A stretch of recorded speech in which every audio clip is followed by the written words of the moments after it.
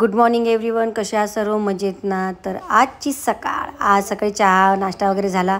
मग आता आईसोबत व्हिडिओ बनवायचा होता. आमच्या आईचे एवढे रिटेक झाले काय सांगू. थोडीशी मजा पाहूनच घ्या तुम्ही आता. काय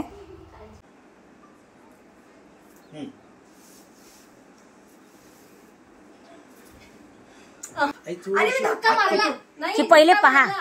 आता मी आली धक्का मारला. आता पहा पहिले. आता मी दचकाचं पाहिल्यावर हे धक्का लागला असं पाहिजे मग धक्का लागला असं पाहायचं मग धक्का. पहिलेच नाही धक्काचा धक्का लागल्याबरोबर ऍक्टिंग आहे. Acting original acting. OBC mic नको पाहू. स्टार्ट. नसका पहिल्या स्टेक मध्ये दचकली होती आई. म्हणजे धक्का कोणी मारला बा. मग हे हिरं मारला. मग हिचं चेहरा लागला पांढरं. मग तू दचकली. दचका आता लोटा घ्या लोटा मार ना. आई दचकच नाही करूच नाही. मग आई अशी पाहिजे पप्पा मी पळून जाईल. आई पाहिजे आणि आई अशी उचलून घरात चुपचाप चालली जाते धावून. बाबा ते फास्ट करून फॅन फास्ट करायला लागत. आईची मुलगी गॅस मागून हा धक्का दचकूनच तरी आली. मी इथं पाहून आली. बस झालं एवढंच काय आई. तू कशी तू दचकून राहिली. तुम्ही दचकूनच असंच करायचं. झालं एवढंच काय आई. पहिले दचक पहिले पाय करून दाखव. नाही. रिटेक घेत मग कशा तरी दचकल्या त्यांनी एक्सप्रेशन दिले आईनं. आणि मग माझा झाला व्हिडिओ कंप्लीट. तुम्ही पाहिलाच असाल. कसा वाटला नक्की सांगा. पहा आई कशी करते. हे माझे पिल्लू आलं. हे माझे पिल्लू आलं. हे माझे दादा आला रे. ये पक्कने माझे दादू आले. माझे पिल्लू आले. ये मग ये बोले. ये बाबा ये. आणि हे आले तिथून स्टाईल नाही येते निरा. कुठून स्टाईल करते. पूजा मॅडम बसली आहे.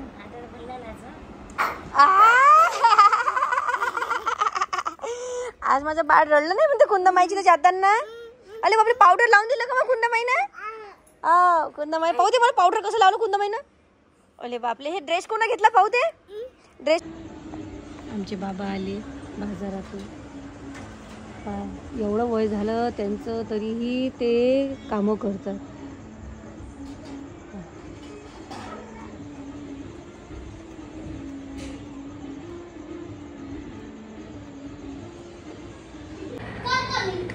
असं आहे आमच्या घरी निरा कल आहे. लेकरं आले आहे आणि रडणं पडणं चालू आहे. काय झालं आता बोल. तू खाली झोपशील. दीदी त्या रूम मध्ये एकटी झोपून काय सई. अच्छा पप्पाला तिकडे झोपू. बरं जाय झोप बाप्पा. रडू नको. जाय झोप ना.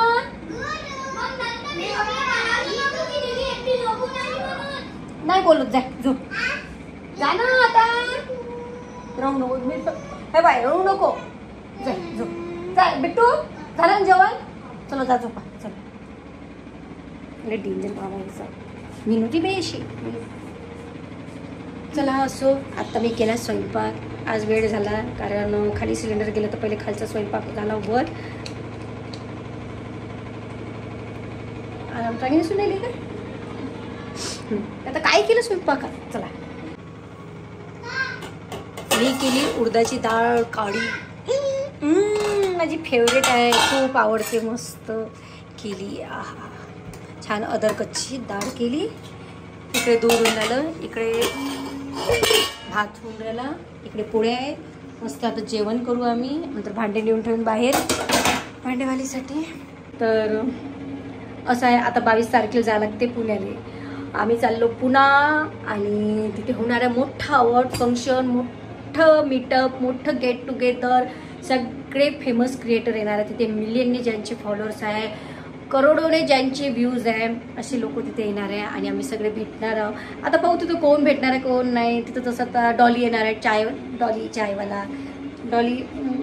चायवाला येणार आहे. त्याच्यानंतर गौतमी पाटील पण येणार आहे तेव्हा तिथं. आणि त्याच्यानंतर खूप फेमस क्रिएटर येणार आहे. आणि आम्ही तिथे जाणार आहोत. आता 22 तारखेला मग तिथे 23 तारखेचा कार्यक्रम अटेंड करून 24ला संध्याकाळी परत निघू, 25ला पोहोचू. मग हा माझा पोग्गा आहे ना, हा छोटासा पोग्गा कुंदा व्हायची इथं, हा ना बाबू. माझ्या डोक्याला त्यानं ताप आणला ह्या पोराने. एक पोरगं ते पोरगी मी पिसायली झाली नाही पिसायली. तर असं आहे.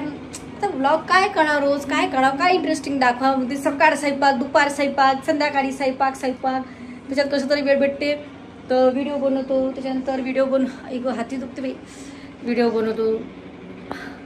त्याच्यानंतर एडिटिंग सगळं मी करतो. तिच्या पप्पा मी शिकवती नाही आणि काहीच नाही, कारण की कसं आहे माणसाला बाहेरचे कामं नाही ते, मग आपण त्याला कायले बिझी करत नाही काय. असं आहे. आमचे बाबा बिचारे बाजारात जाईल, थांबा की असं करूनच घेऊ काढले मनात करून, थांबा 2 मिनिट.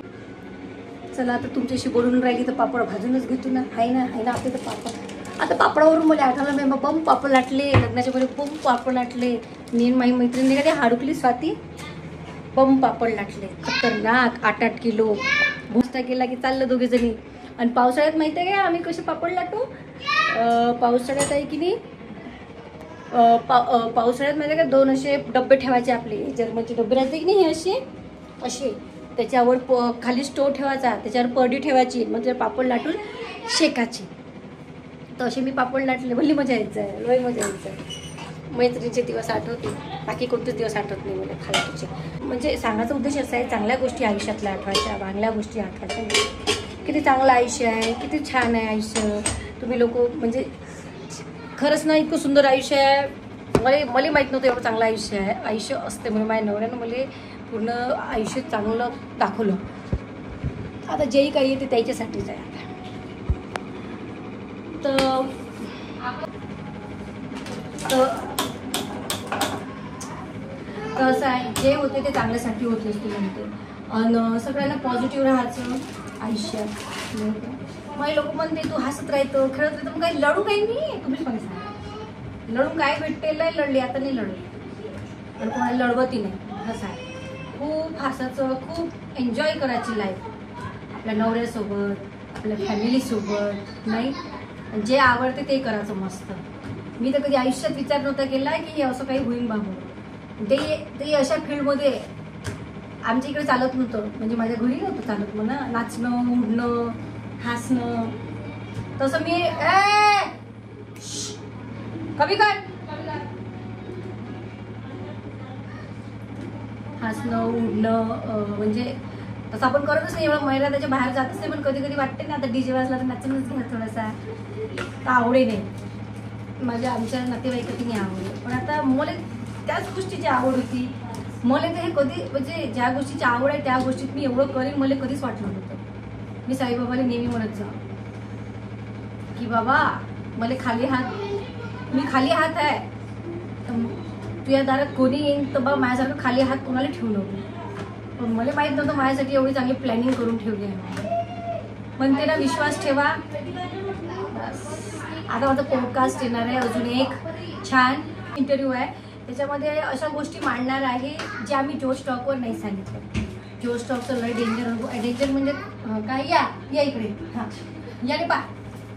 याले पाहून घ्या काय काय करत आला हा. एवढा डोकं खाते. काय पापड पाहिजे काय सई, तुला पाहिजे काय.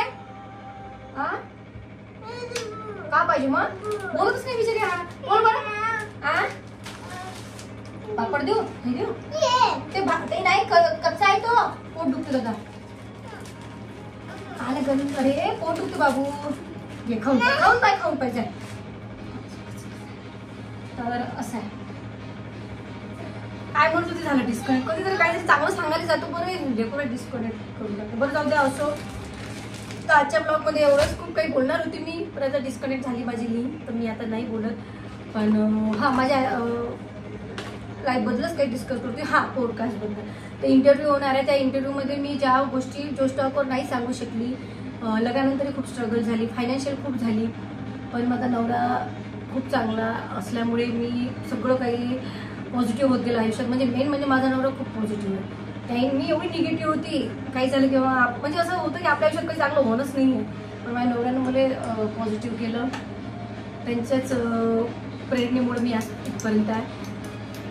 तर त्या गोष्टी पण मी त्या इंटरव्ह्यूमध्ये सांगणार. तर लवकरच तो 25 तारखेनंतर बहुतेक होणार आहे, तर मी तुम्हाला सांगेन युट्यूबच्या ब्लॉगमध्ये. तर नक्की बघत राहा माझं चॅनल. भेटू आपण नेक्स्ट ब्लॉगमध्ये. कसे वाटतात माझे ब्लॉग, आवडतात की नाही आवडत नक्की सांगा. थोडंसं मिसमॅच होते, वेळ नाही भेटत, पाहिजे माहीत तोंड तसं कसं दिसते, पण ॲडजस्ट करा. तर भेटू आपण नेक्स्ट ब्लॉगमध्ये. तोपर्यंत बाय बाय. आता मी जेवण करतो.